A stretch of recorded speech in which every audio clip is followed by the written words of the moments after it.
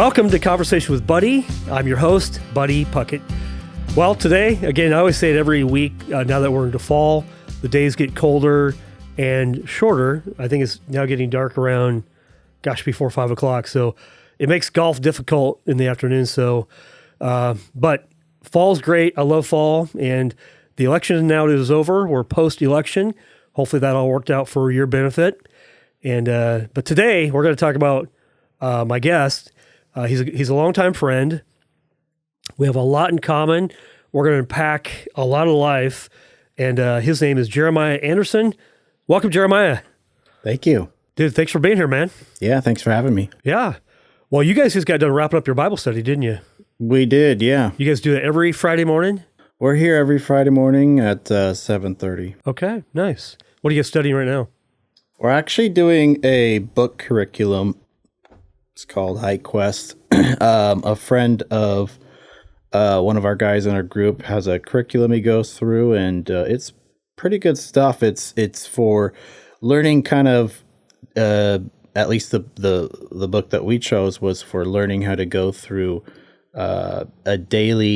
challenging yourself to go through a daily scripture verse based upon a topic each week, and going through that and challenge yourself to be with the Lord at a certain time of the day, whatever it might be, but just daily doing that and pondering upon what is the topic that it's bringing in the week. What verse was today, or what this week, or whatever? Actually, this week was focused on his justice, God's justice. Okay.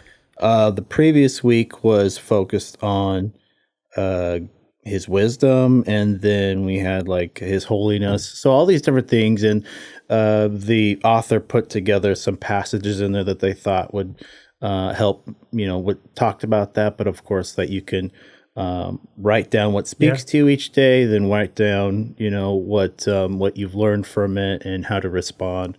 And so it's just kind of a daily task of doing that each day. Yeah. So you can kind of learn about and grow in the Lord. And then you can also, it's there for discipleship too. As you do that, you can kind of have a formulated method if you're doing it with somebody else. So you think there's room for you to grow in the Lord? Is that what you're saying? I think there's a little, yeah. It never ends, does it? No. That's why we keep going back to Scripture and learning the truth. What's a favorite Bible verse that you maybe go to on a daily basis?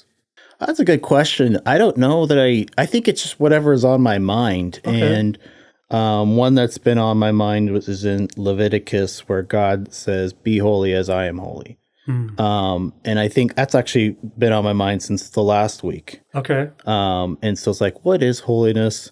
What is, how do we become holy? Of course, sometimes like, okay, holiness, righteousness, what's the difference? Still kind of learning and what that is, but of course, holiness, is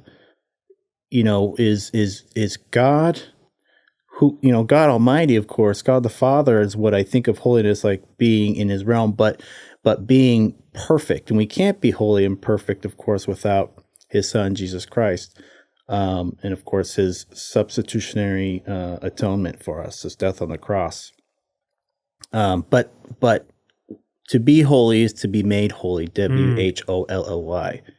And that's something that, is I'm being made holy as I go daily, denying yourself, picking up your cross, following Him, loving the Lord your God with all your heart, all these things that go against what the normal flesh wants to do, because we are not holy. Only through Him we are made holy. That's right. So let me walk through a little bit of what we're going to talk about today, because, again, you and I have a lot in common. We're going to talk about mortgage. We're going to talk about the duck game you guys are going to tomorrow.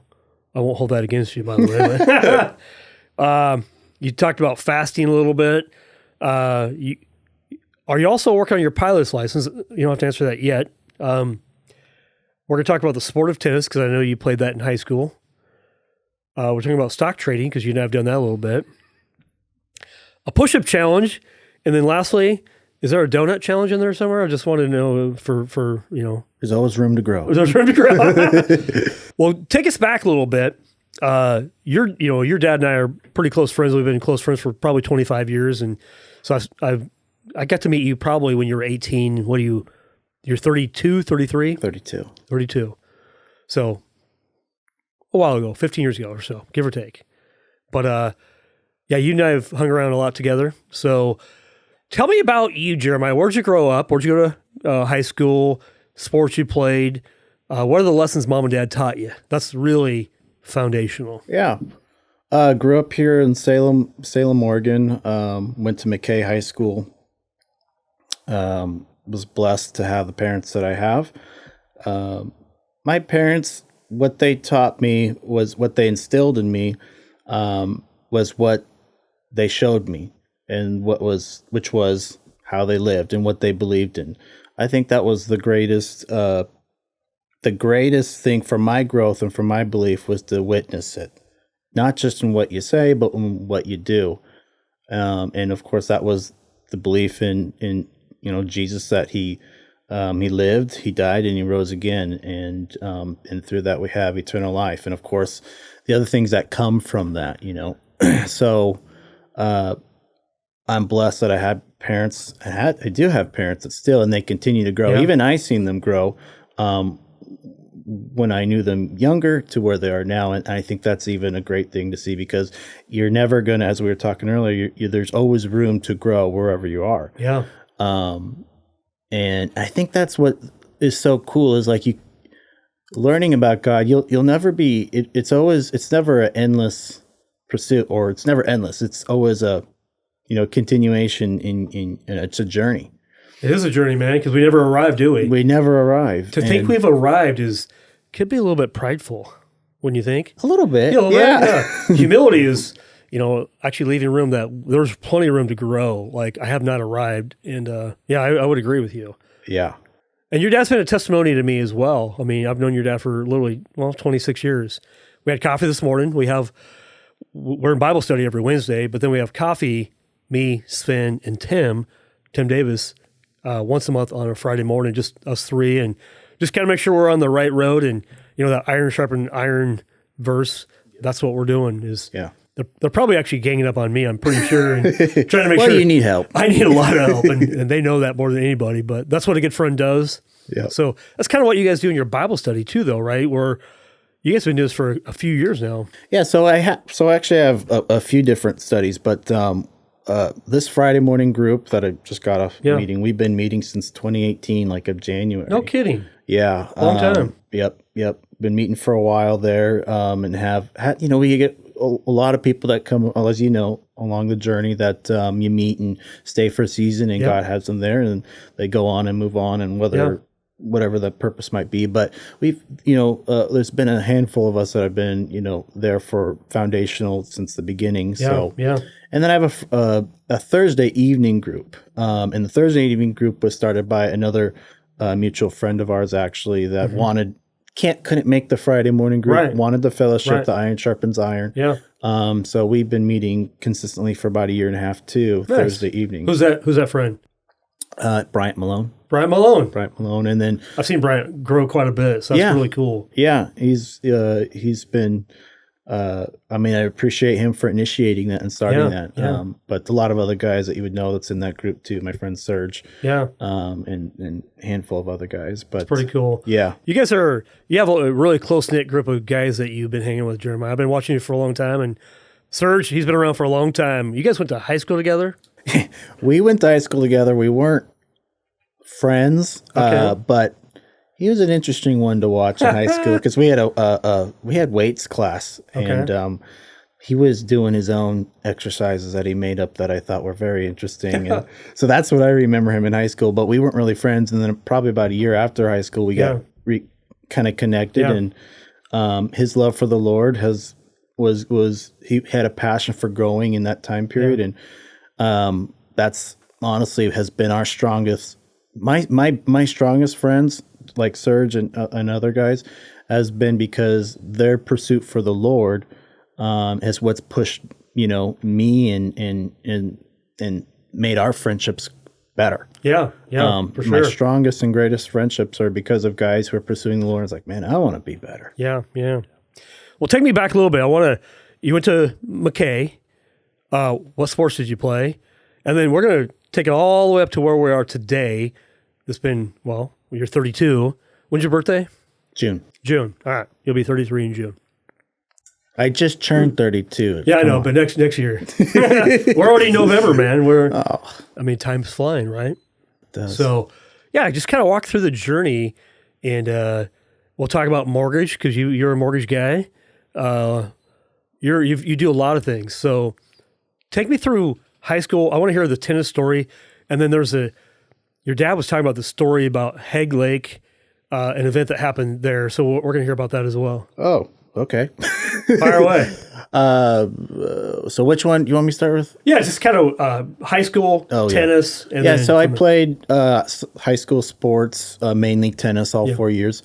That was pretty fun. Tennis is a hard sport. It's mentally tough.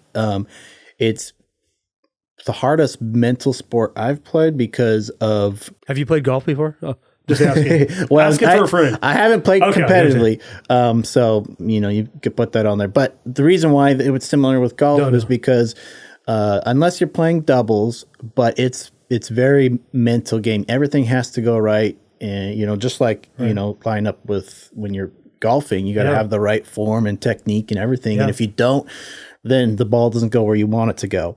And I've heard it said like tennis can be like a boxing match. It's just you against the other person, and you're doing punches and counter punches and whatnot and strategy, and sometimes everything you're trying to do just doesn't work, and your opponent can grind you down. Whether it's physically or you allow yourself emotionally to be ground down. So it's tough.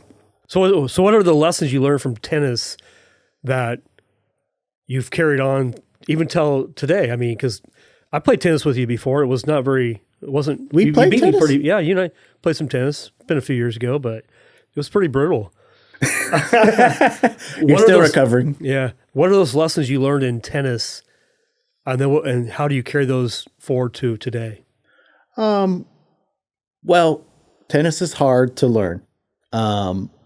It's not generally a sport you can just get up and play competitively right away. Like you can play football or basketball. Right. Those come more naturally, at least for me. So it takes time to get good at something and be at a competitive level. So anything good takes time and practice. So that's certainly, one thing. And then mentally overcoming your thoughts, because if you've ever seen tennis, and where I went to school, we weren't. I went to McKay High School. We practiced out. We were in maybe a poor part of the town, if you will, and we played against really good schools, Sprague, South Salem, and they were good because there's a lot of the top kids went to the clubs there, which was Salem Tennis and Swim. So they had, started younger. They would play there. They had lessons, whatever. We called them club players. So we kind of learned the grinder method, the grit. Every ball, run it down, just hit it one more time than the other guy, and however you got to do, win. Just do it. You don't have to play a pretty game. You scrap it out and you win. And that's that fight mentality. That you just got to overcome and hit the ball you just got to hit it over the net one more time than the other guy. That's all you got to do. Give yourself that chance. And so I think, kind of having that mentality of going for, every ball and, overcoming obstacle, if you will, has really been something that you can carry to today and be like, hey, it might seem like you're failing. You just got to get in, one more time. You got to get that ball in that one more time. That's so interesting because you're right. Golf and tennis it's just you against the whatever. And that mindset, because hitting a bad golf shot or hitting a bad tennis shot, it can spin you a little bit. Like, dang it. If you let that control you, then it's probably not going to end well. So how do you then overcome that thought? I mean, you're in the game, you're in the match. How do you overcome that thought? Well, it's been a while since I played competitively, but that's a good question. You have to overcome and you can't freak out. Okay. you can't freak out. When I played, I liked being the underdog because there was no pressure. But once you got good, then you were expected to win. That puts a different and pressure that puts on a you. different pressure on you. And sometimes you're playing against yourself. Like you're playing a point that you should win, and you're like, I'm not winning. And everything I'm doing isn't working out. And sometimes you're beating yourself. Yeah. And then your thoughts can cause you to do things that are outside the norm of, how you typically might play. So you have to really compose yourself and not think irrationally. Irrational thoughts will get you, into trouble. And that's really how it is, I guess, with anything in life. So you have to, now looking back at it, how I would say is you have to disciple yourself, your mentality, if you will. Disciple yourself. Okay. Yeah. Well, after high school, tell me about your journey from after high school to through your work career, because I know you've done a few things. I remember you worked at the furniture store. You delivered stuff to our house, and then you eventually got into Still mortgage. got that table? You know what? I think we do, actually. Yeah. In fact, we do. Yeah. We have a bed. I mean, we got all kinds of stuff from you guys. I don't think I delivered. I put together your table, though. That was fun. Okay. Interesting. But what did I do? Oh, yeah, I worked at a cannery for a season after high school, and then I went into commercial flooring. That was tough. Yeah. Commercial flooring was definitely tough. It's hard on your body, even at like 19 years old. Right. I was just telling someone in our group that, I didn't want to do that for very long. Yeah. So I was like, I'm not going to invest in knee pads. And if you're on the floor doing 4,000 or 5,000 square feet a night of whether it's laying tile or putting grout down or glue, whatever, with a trowel, concrete or, tile is hard on your knees. So you were committed to getting out of that I was industry. like, I need to get out of here. But it was, back then it was a little tougher time of finding work. And, for me, I was kind of like, okay, let's find the jobs that I like. And then you had to kind of do less and less and less, as far as like, well, maybe can't get that. I'll try and get something else. Because I still had the job. I just didn't like it. But I learned a lot during that time period. I learned I didn't want to do that type of work for very long. Sometimes that's the lesson. It's like not what I want to do, but what I don't want to do.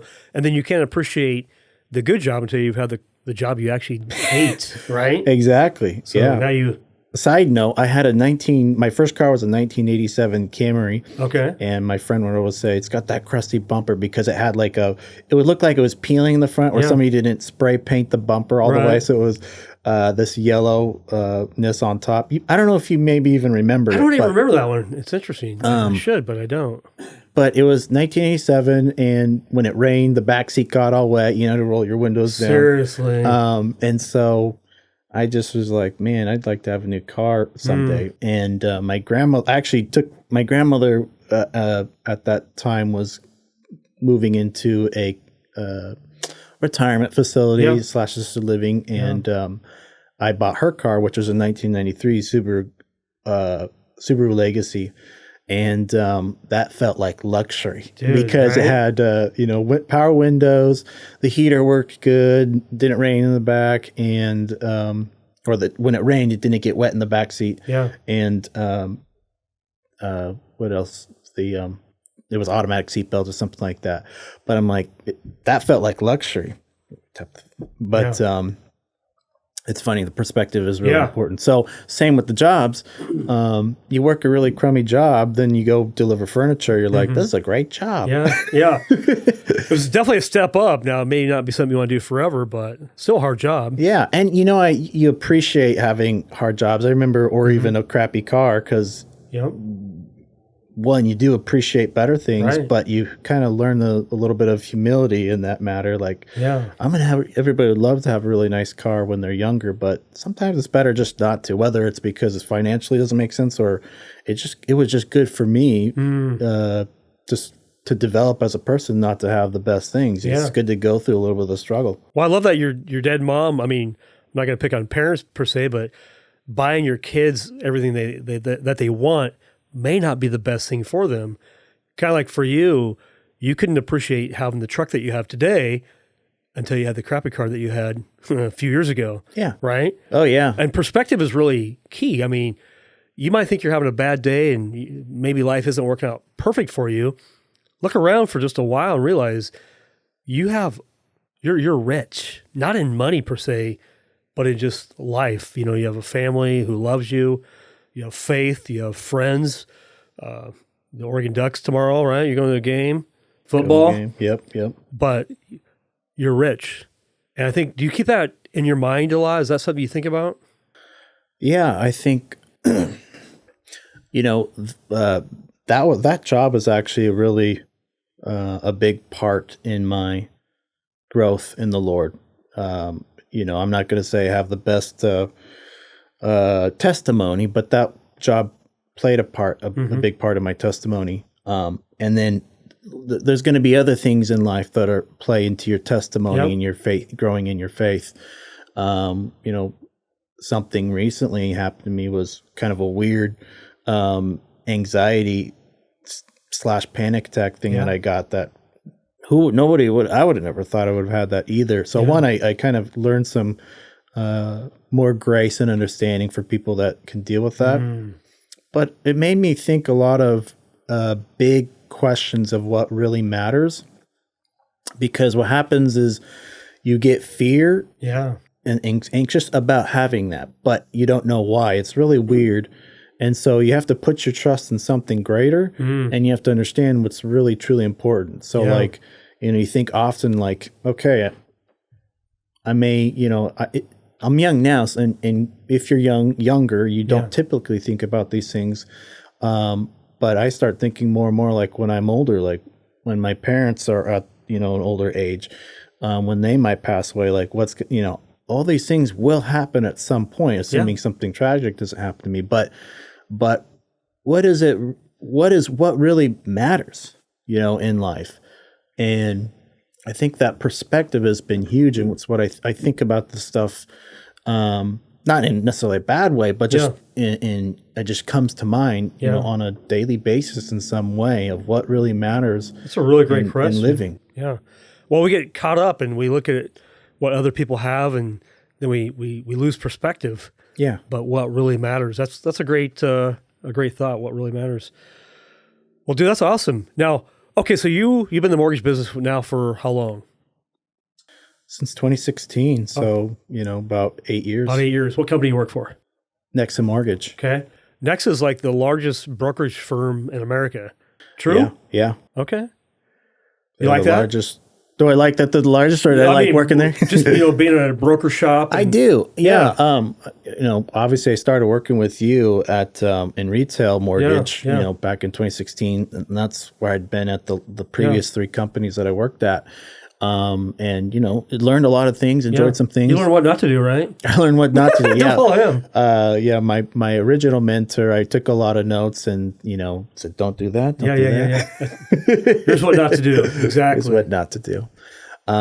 No, but in the brokerage world, it's of course different. The company setup and whatnot, we're not funding loans, internally, we're sending them to the lender. And I just really like having that option, to choose, because not every lender is going to allow certain things, to get funded. Not every lender is going to apply maybe some common sense. And then you're going to have, every lender is going to have different type of pricing. So you kind of have to figure out what makes the most sense. And I got my usual lenders I go to, but sometimes I'll, go outside and see if something else makes more sense. Yeah. We get constantly as brokers, especially at Nexa, because we have 200 something different lenders constantly are getting reached out to and marketed by other lenders. So, if you're a good account executive, that's all I want, is somebody to work hard for me and my clients. So, yeah.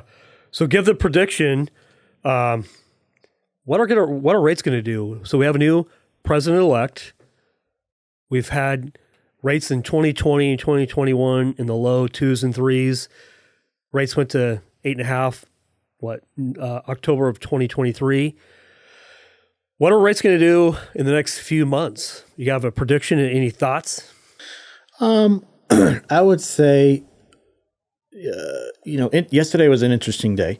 We had a good rebound. And of course that was, due to news in what the feds were doing. I don't think probably a whole lot's going to change in these next couple months. My guess is, Okay. I mean, it could be very volatile, but it could stay close to around the average of where it is right now.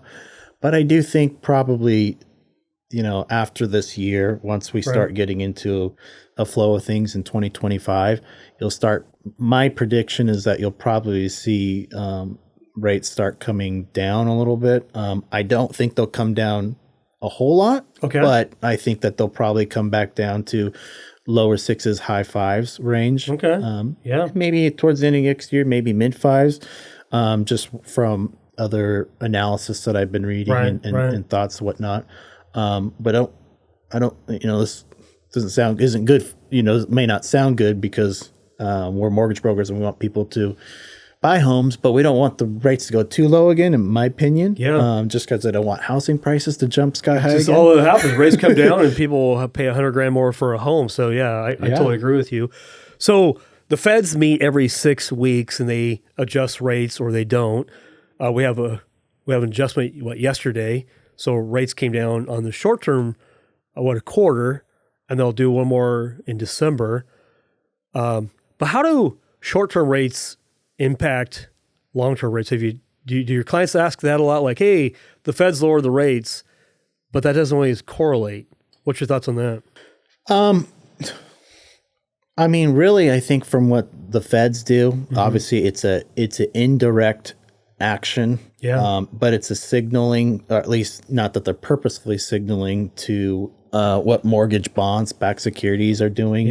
Really, it's just like, hey, they have a really good outlook based upon what they're doing, and they're bullish or bearish depending on what they're doing on inflation. I think that's kind of the arch enemy of bonds, right? Is inflation. So, we were already slightly improving on inflation based upon some numbers. Interesting, we had a lot of some analysis I was reading is, why rates were dropping was because there was the markets were changing the odds for a certain president was going to be, or a certain candidate was going to be elected president. And sometimes I guess that's because, other markets get really bullish and they start growing a lot. And so maybe investors are also taking their money out of, the mortgage-backed securities market and putting in these other markets. 10-year treasury does a lot better. And that's even, works in direct opposition to, the, mortgage-backed securities. So, short-term, rates and what the Feds are doing, I think that they're signaling that inflation is getting better. That's good. We had to go through a tough time. That's for sure. It always rains before the sun comes out, kind of. But you look back and you wonder, hey, is there a way that we could not have done that? Well, the pendulum swings. The Federal Reserve, they jack rates way up. Well, that and then they jack them way down, and I feel like I'm this yo-yo in a way.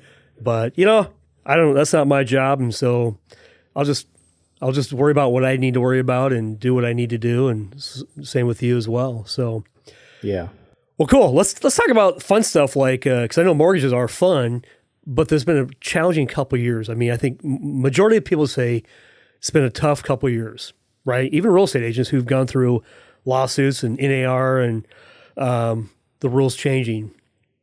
I think you and I, as mortgage guys, we're kind of used to the rules changing, and realtors maybe not, but now they're getting a taste of what we've been tasting for the last, since Dodd-Frank. And, well, let's talk about the fun stuff that Jeremiah likes. It looks like today you're dressed for Hawaii. I know you like to travel a little bit. This would be Bahamas.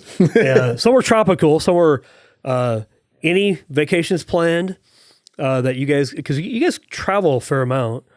Yeah, we travel, I don't know about a fair. I was doing more traveling with some friends more recently, and then we did go on a family trip to Bahamas last year. We'll go to Jamaica. Planning to go to Jamaica this upcoming, I think May is what we're trying to aim for. All right. Like a sandals resort or something? No, no, probably. Actually, I think we were like in the Iberostar. resort over there looked pretty cool. Yeah. What a cool time, man. In Montego Bay. Yeah. Yeah, so we'll travel there and have some fun and try to get some more snorkeling in. I didn't get as much snorkeling as I wanted to in Bahamas. But are you a diver then as well, or just a snorkeler? I'm not a diver, scuba diver, but I like diving when I snorkel. Okay. Yeah, like my friends all they call me a fish because I love just kind of hanging out underwater. It's fun. Okay, nice. So, but I have to hold my breath. Yeah.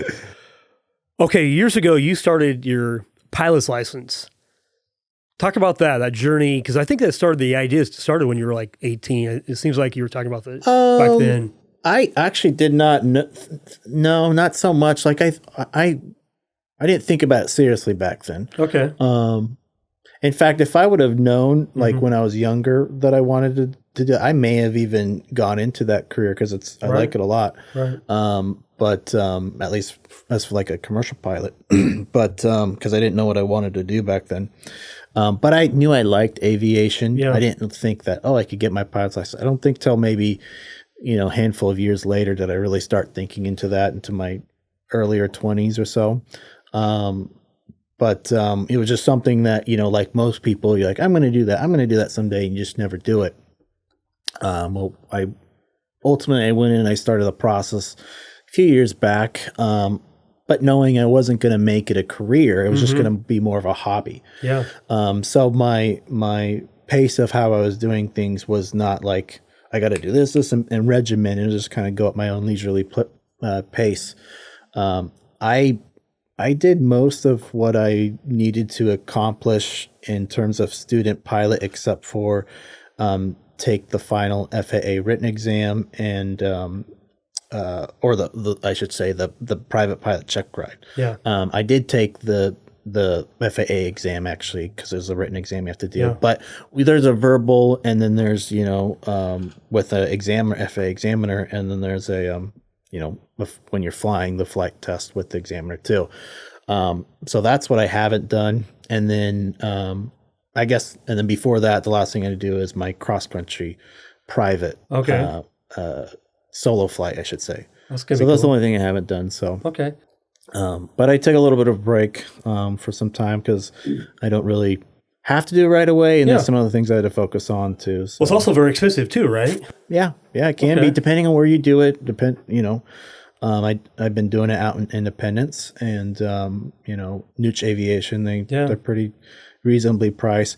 Prices for fuel went up quite a bit in the last couple of years. So that inflation. plays There you go. inflation and other things, of course, but that causes your hourly rate to go up. Yeah. So.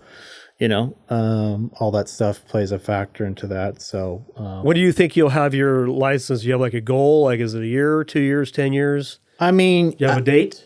I honestly don't have a date because it's not. I've honestly been focused on a lot of other things, which that's something that you take your eyes off the prize. But once I get my license, I'm kind of at the same time. I'm like, okay, what do I want to do now? And so that's kind of something that's kind of kept me from because I would have to rent a plane and do things, and that's good. But I kind of focused on some other, expenses and investment opportunities and whatnot for the time being. That kind of slowed me down. Right. So, but I'll get back to it. I mean, in the future, I'd like to own a plane or even co-own a plane. Yeah. So I think there's definitely more motivation when that kind of gets more of a reality, of course. Yeah. But I would say I probably in the next couple of years will get it finished out. But then I'll just rent from whoever, at the Salem Airport or at Niche every once in a while. Yeah. I may there's pilot clubs around, so you can join pilot clubs and rent the plane for a period of time. Yeah. Well, it just takes time. Everything worthwhile takes time. Have you noticed that? Yeah, nothing easy. I'm a guy that's impatient. I want it yesterday, right? So I have to really everything I do it really tries my patience. And you seem like more of a patient guy than me. Can be. I can at least present it better. Okay, maybe. All right, you're presenting. Well, let's talk about you and I have done a lot of things together. We've done stock trading through options. We've done, you and I took a trip to Vegas one time for a mortgage convention. That was fun. We've done push-up challenges. What else? What else we done? We worked together. Yeah, and by the way, going back, so you may have met me when I was in high school that I don't remember. My dad introduced me to. I'm pretty sure. Like, oh, that's Jeremiah. Okay, cool. But the first time I remember meeting you was in 2011, actually. When we were doing that stint, ACN. Oh, yeah. Trying to make $1 million. Yeah, $1 million. Yeah. That was the first time, actually, that I remember was at the Best Western Hotel off I-5. Interesting. Yeah, we're entrepreneurial at the heart. That's who we are. You and I also did a push-up challenge. So tell about the push-up challenge. What was it and why did we do it? And who invited us to do it? Do you remember? Yeah, I think you were. Was it me? You're the one that said, because Ken Perry was the guy. Was doing that. This one's for you, man. So the push-up challenge was just, obviously you want to start it on the first of the year, and you start a push-up, and you do a push-up a day, except you're doing a push-up a day and adding on to from what you did the previous day throughout how many days are in the year. So, January 1st, you're doing 1 push-up. January 30th, you're doing 30 push-ups. And then, in the middle part of the year, that's 150 something push-ups you're doing each day. The next day, 151. Next day, 150, all the way till the end of the year. Yeah. So that was, I don't know if there's an official name for it, but it was just push-up challenge. Yeah. What's funny was me, you, your dad. Angel. We all started together, day 1 push-up. I got that one. End of January, 30 push-ups. I can do that. And long story short, one by one, I think your dad hurt his thumb. Thumb or shoulder or something. Yeah. For me, by August, we were doing a couple hundred push-ups a day. By then, my chest started separating. I'm not joking. This is a rib was separating from, and I couldn't even do a push-up, so I had to bow out. You kept going. You and I think you and Emily. Last the longest. We traveled to Utah. We were going to a stock option training. Remember that? We're in the airport, and I still remember doing our push-ups then in the airport. No, we were actually in Vegas. Oh, that was a Vegas trip? That was Vegas. Okay. We were doing them in the hotel. That's right. And airport, too. Yeah, okay. Yeah. But you're the only one. You actually did all 365 days. Okay, what's the number? When you do all that up, you add it up. Do you remember the number? I never did the math.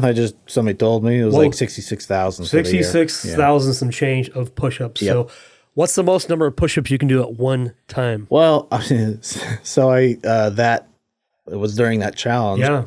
Towards the end of the year, I'm like, I don't want to do this, but I was getting closer and closer because you want to just knock them out. So then you're getting to the point where, okay, I'll do 100 at a time or something.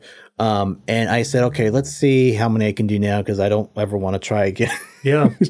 I think I did 135 or something like that one time. Well, that's doubly what I did because I think my most I could ever do was 70. And if you know who David Goggins is, you know who he is? You may or may not like him, but I like his quote. His quote is, if you're doing push-ups and your mind is saying, stop doing push-ups, be done. When your brain says that, you're actually only 40% there. So I'm not joking. Even when I could do 70, my brain at 20, 25 would be, buddy, just stop doing push-ups. And I'd have to tell myself, nope, I'm only 40% there. And I'd keep going until I got to my number. So I could easily do over 50, and the most I could do was 70. So was that because you were in your mind, you're like, I want to be done? Or was that because your muscles were like, I can't push any further? Could be both. I think it's probably more the mind because the muscles could do the work, but the mind had to tell the muscles to keep going. So I think it's a mind issue is my thought process. I don't really want to do this, just be done. That's my mind speaking. So then I'm like, nope, I'm only 40% there, keep going, and then I could knock out the rest of those push-ups. So what's a really good mental challenge for doing push-ups is once you've maxed out and you can't do it anymore, to drop down to do on your knees, as we call them, girl push-ups. And then just start doing that. And that brings in a whole nother type of intensity because your body's like, okay, I'm stopped because I can't do it anymore. But then your muscle's like, I still have enough. It's not as heavy as it was, Yeah. but I still have enough to do it. And then you drain yourself out doing that. Yeah. That's a real challenge. Reminds me of the book Max Out by Ed Milet. Were you you were at the Life Surge? No, but I heard. Okay, about you it weren't in my- there. Okay. So a couple weeks ago, 3 weeks ago, Ed Milet and a bunch of guys came into town. And I like Ed Milet. He has a book called Max Out. He also has a new book, The Power of One More. So if you've done 50 push-ups, just do one more. If you've done 20 squats, do one more. Whatever it is, if you made one business call or 10 business calls, make one more. So The Power of One More is really a good book that speaks to me as well. That's really interesting. I actually, not maybe for the exact reason, Yeah. but anytime I would be doing a workout, I would always do one more. Sometimes a couple more. Yeah. But even if it was running, do a mile, do 1.1 or 2 or something going, like that. Just a little bit more. And the reason why is because of the thought of what if I did one wrong? Right. Then I made up for it by doing So it. I have a problem with that. When it comes to donuts, I'll eat 2 and then I just go, hey, just one more. You got to be all in with something, buddy. I Come know on. it. I am all in on donuts, man. Oh, man, that's funny. Well, let's see. What else do we want to talk about? Well, you're a pretty physical guy. You got some pretty good biceps on you. Tell us about your workout. But you also said this morning you didn't eat breakfast. You've been fasting. So talk about fasting. Talk about working out. What does that look like for you? Well, I'm not a very disciplined person sometimes, to be honest. And It doesn't appear that way, but whatever. Okay. I could be a lot better than what I am. Are you confessing your sin right now, Jeremiah? Yes, forgive me, Father. You want us to hold you accountable? Yes, please. We'll have Billy over here hold you accountable. I'm going to need his help and everybody's help. Okay. Actually, when we were going to the Bahamas, I wanted to, get trimmed down a little bit because I had gained some extra pounds. I was like around 195. Yeah. And What do you weigh right now? I'm probably back to like 187, I would say. Oh, really? You're down. Okay. Cool. Okay. But it's a good story, except it didn't end as good. So hold up for the praise. So when I was working, I wanted to get down. I said, I need to get down under 190. And to be quite honest, you can work and you can do stairs, you can do all these different things and work really hard in the gym. But to be quite honest, if your diet's not where it needs to be, then you'll fail. And I'm not saying even the way that I come up with the diet now, what the diet I would know how to use now, implement is the best. It's still being refined. But what I learned, and it was a couple weeks before, because weighing yourself is good because you realize I'm still not there. And sometimes it can be depressing, but you realize I just need to try harder. Yeah. That's really what you have to come to the conclusion. I have to try harder.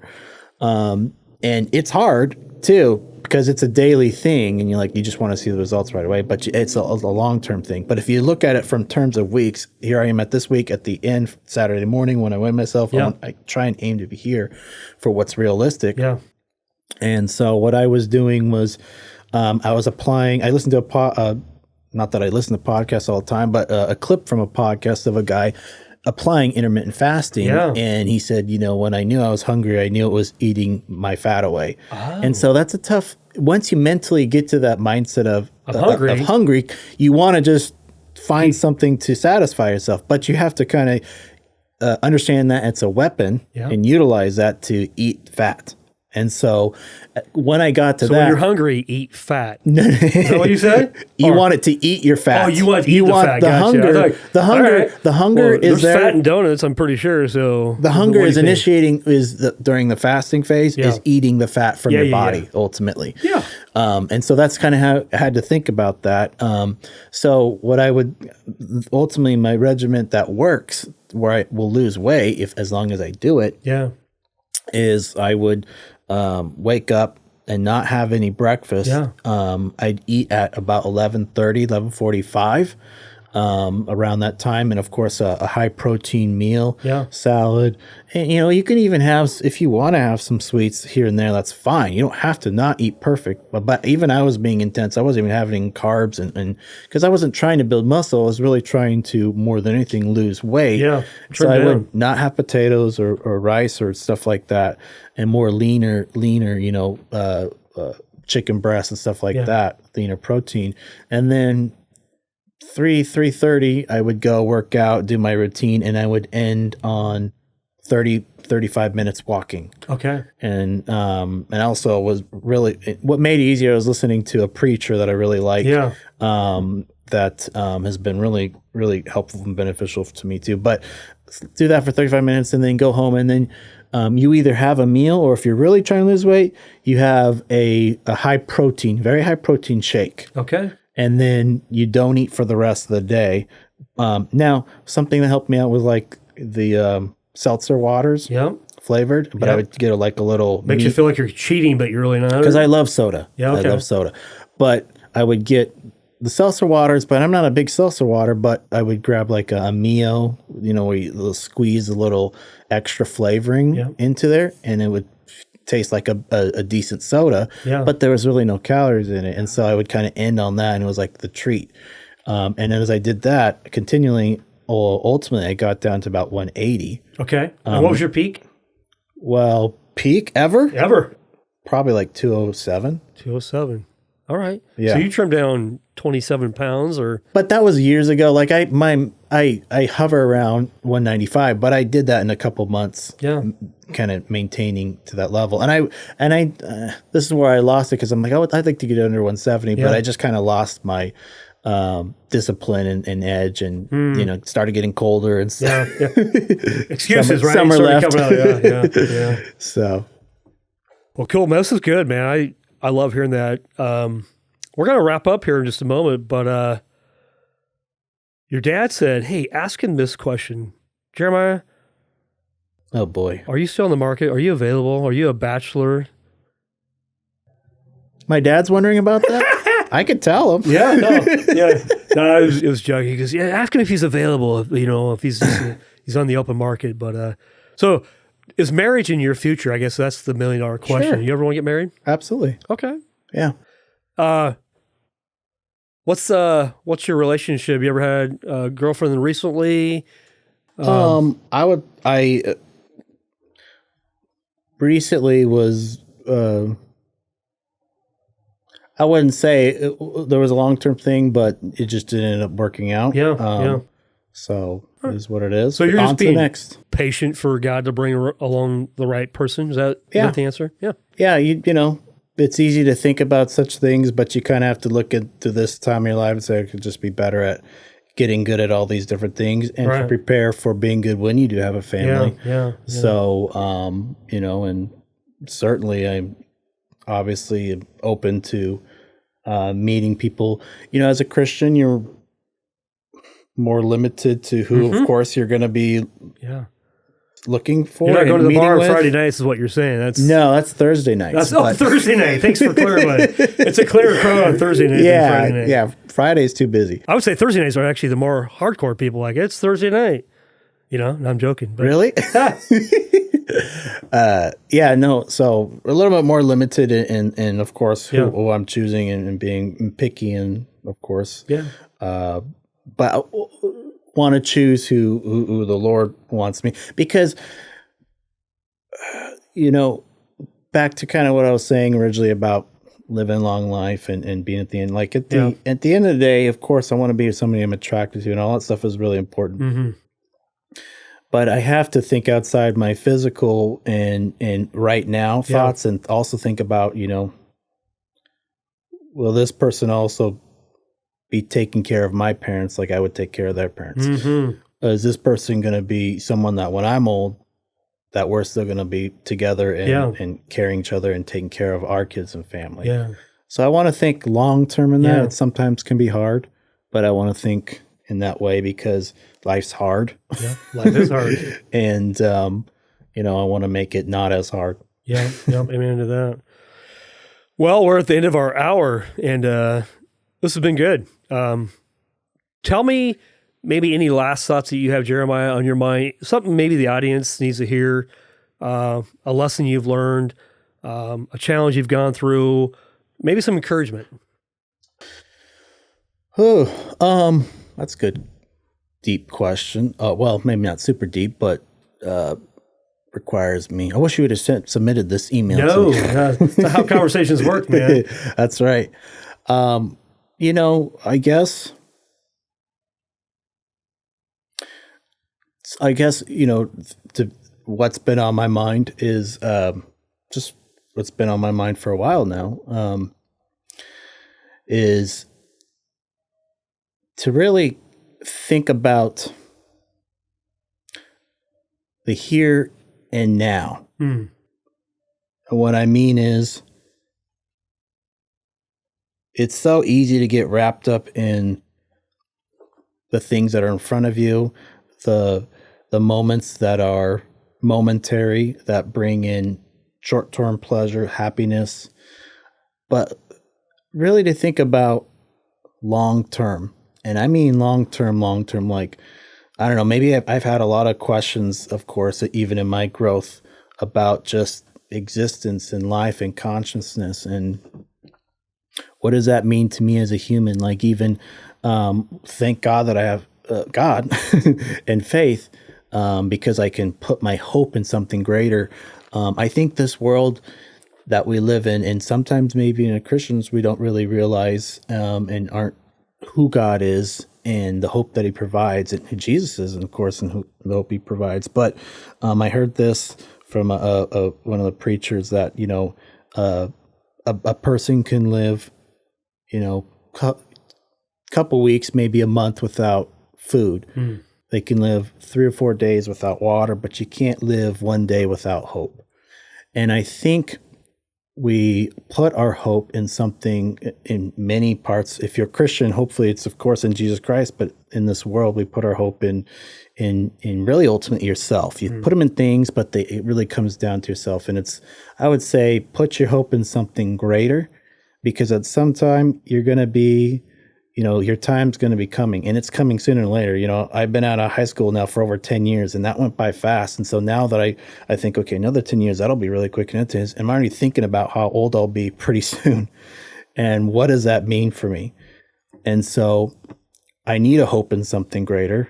I need to believe in something greater, and thank God that there is something greater, and that I can be used by him, and that I actually am made in my existence. Of course, the Great Commission is go into the world and preach the gospel and whatnot. But even what we are, why are we created? That question, and this satisfies me because I needed to know this, is to glorify God.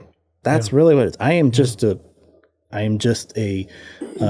God made me wonderfully, of course, as mankind. We're not perfect anymore. He made us perfect at one point, but we're not anymore. But we were made to glorify him. And if you understand what that really means, it gives you a greater purpose when you can be a vessel for something that is so much more than you can understand in this world. It makes your life much more meaningful to live. Yeah. Well said. That's a mic drop right there. And I think, for the audience that's listening, hey, we appreciate you being here today and hearing Jeremiah's story. There's a lot of wisdom there. Is what's your hope in? That's the question. And hopefully it's in Jesus. And if it's not, we invite you to know Jesus. And the verse I was reading this morning is in Philippians chapter 1, verse 21. I've said it before, but it's interesting. I've said verses before, but I didn't know the context of it, or where was that? Well, it's in Philippians chapter 1, verse 21. It says, to live is Christ and to die is gain. We're all dying, we're going to die one day, but really the question is, how are you living? And so I think the hope, if we don't have hope, it's pretty miserable.